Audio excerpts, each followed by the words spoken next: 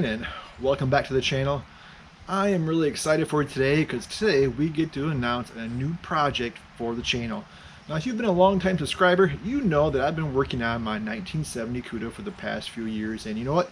Made a lot of progress. I've had a lot of cool projects on the vehicle, and it's in a really good place right now.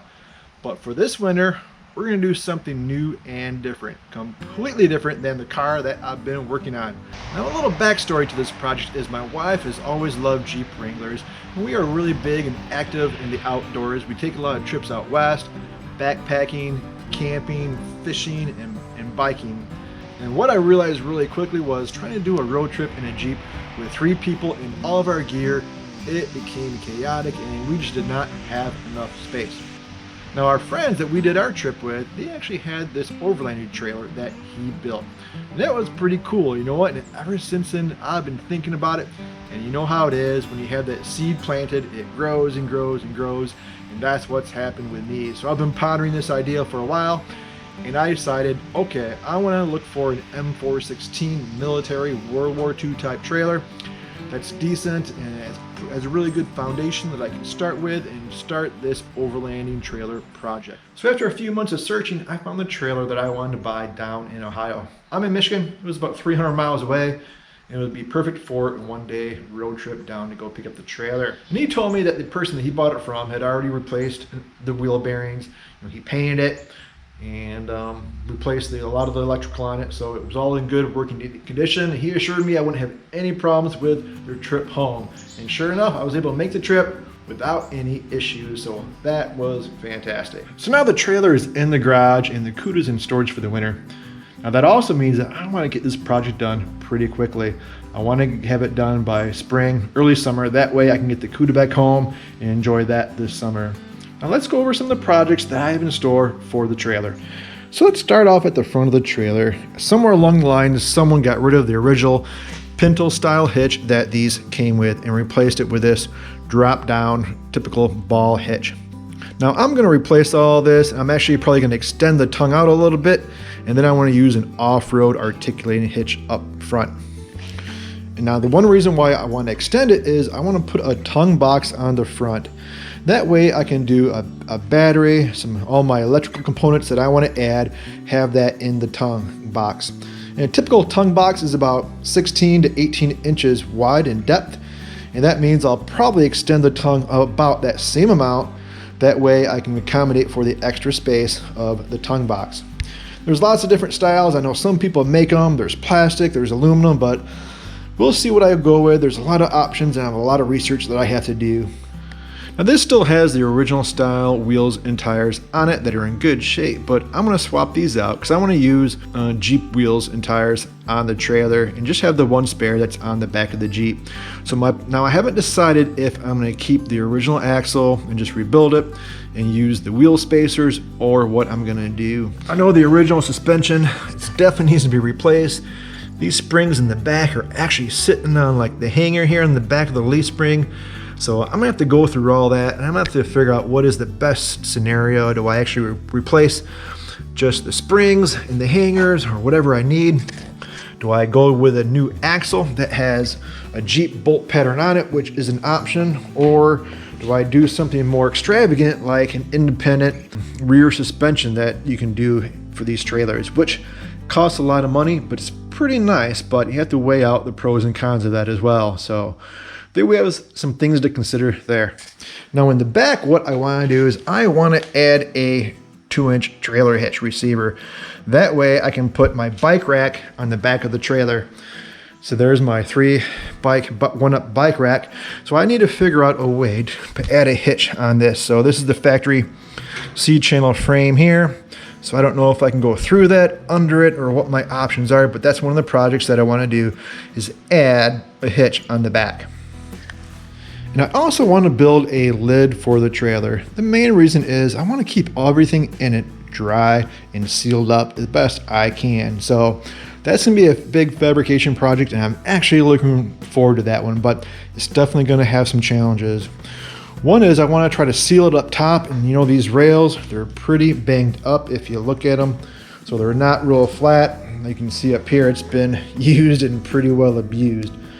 But my thought is to build a lid, ideally out of aluminum, but I might do it out of steel, we'll see, and have it on some hinges so it opens up and is hinged on one of the long sides, and use some gas struts to keep it up as well. And I also want to add a rooftop tent to the trailer. Now I know some people like to build them on top of the actual lid and have them fixed there, but I actually want to add it on 4 posts and have a post at each corner.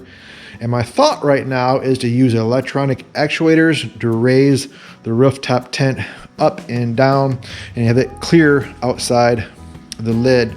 Now I could use gas struts, but it's kind of hard for those, in my opinion, to work evenly at the 4 corners. I think the electronic actuators, yes, it's going to be more expensive because I have to buy those, but I think for ease of use down the road, I think that will be a way to go. So that is my thought, to have 4 posts at each corner raising up the rooftop tent. And plus that way, when it's all the way up at the highest point, I would like to be able to walk under it and just have that clearance, and then be able to use that space under it as like a little annex, if you will. So I think that would be really cool. Then I have the idea of also adding, a solar panel. I might add one just to the top of the tongue box, or I might do something to the front of the trailer, maybe on a little arm that can pivot and swing out. That would be pretty cool. But I know a lot of the trips that we take, a lot of times we're out in the back country, and it'd be nice to be able to have that, recharging power system. So I want to have the battery in the tongue box, and then I have the solar panel and be able to recharge and be able to live off grid for quite a few days. And with that being said, I also want to have a stove system. I'm not too sure if I'm just going to have a separate stove, that I'll store in the trailer and then pull out and set up. I know some people try to build slides and get really complex, but my first thought is just to have a stove that we'll take with us, and we'll pull it out, set it up on an actual table. But with that being said, I do want to rig up a propane tank, probably either a 5 or maybe a 10-pound tank, and put it at one of the corners. That way it's all secured on the outside of the trailer. And then one other reason why I want to have the battery is also to be able to power an electric fridge, basically, a cooler type fridge. And again, my thought is just to be able to keep that inside the trailer, mount some hooks so I can strap it and tie it down and keep it all secure inside. But my thought is, whenever we need the fridge, we can lift up our lid on the gas struts, go into the fridge, and keep that inside the trailer. But that's why we would need also the battery and all those electrical components, so we can keep our food and liquids cool, and also not have to worry about ice in our typical coolers. In fact, that's one reason why I wanted to go with this trailer, is so we have a little more amenities, a few more comforts while we're out camping and enjoying the outdoors. Now, another thing I want to add is trailer stabilizer jacks. Now I'll put one at each corner, especially with a rooftop tent. I'm going to want this to be very stable, get it all level pretty easily, and support it nice and secure while we're camping.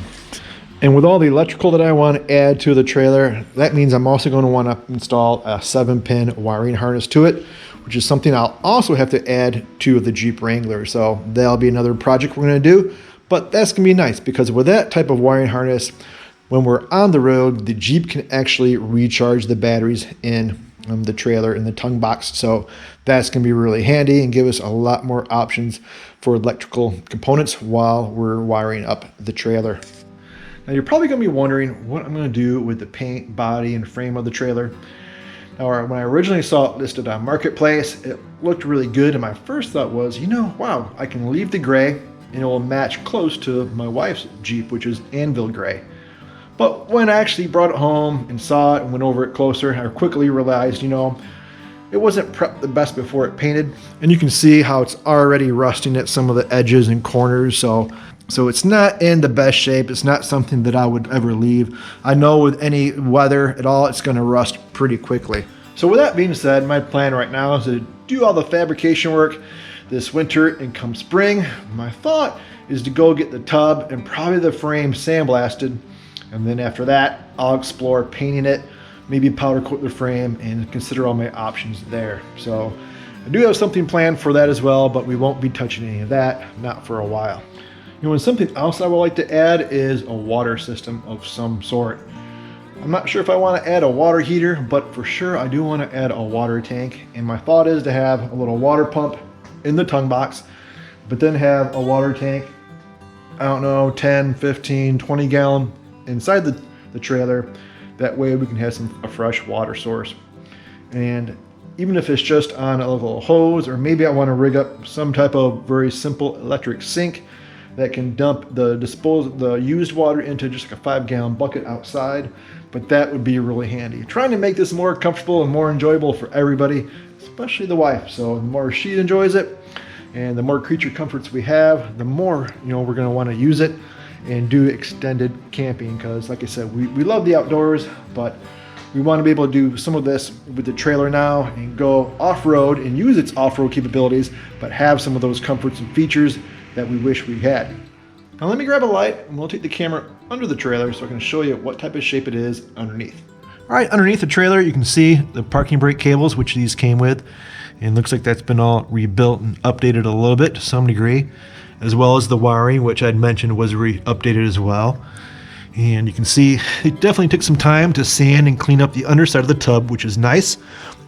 We have some of the drain plugs that are still in, but you can also see how the perches for the leaf springs, those are really pitted, as well as the leaf springs. I know those are pretty much shot, and the axle has some pretty good pitting on the axle as well. But you can see what kind of type of shape it is. It's not in bad shape, so I think this is going to be a great starting platform to work with. So that's my new, to me, classic M416 military trailer that I want to turn to an overlanding trailer. Now don't worry, I'll have more projects for the CUDA planned next year. Now if you have any tips or suggestions on doing an overlanding trailer build, or if there's products you like or don't like, leave those in the comments below. I'd really like to hear from you and read those. Hopefully you enjoyed the video. If you did, please hit the like button and don't forget to subscribe if you haven't yet. And you know the deal, if you turn on the bell notification, you'll be notified each and every time I upload a new video. Thanks for watching. I'll see you next time.